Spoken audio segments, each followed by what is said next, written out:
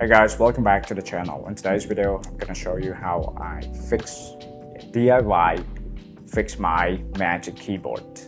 So what really happened was a few days ago at my workplace, I spilled the water, out of my bottle.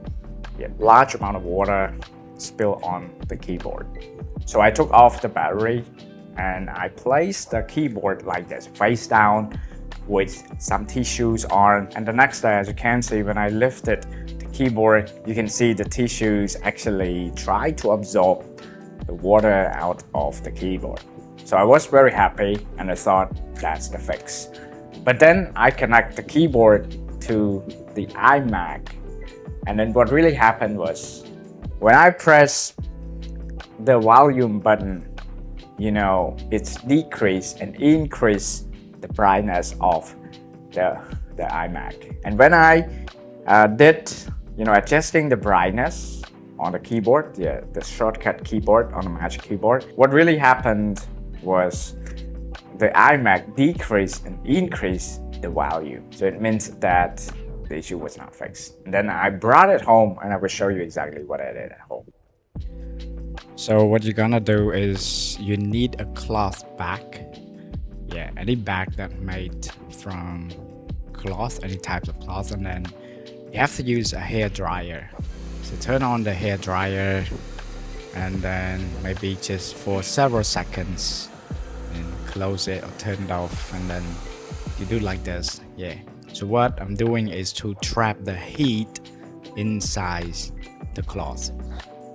That is to make sure that it's dried, completely dried. So you have to do this for a few times. I did it like 4 or 5 times at that time. And after that, you have to take it out and leave your keyboard somewhere to cool it down, because when you did that for many times, your keyboard is really hot. To cool it down, now you can see I'm testing it. I connected this Magic Keyboard with my laptop, and then you can see that all function keys worked perfectly. No more issue, because the way I did is to make sure it completely dried, no moisture. So as you can see on the left, it's my Magic Keyboard, and this keyboard is the 2nd generation.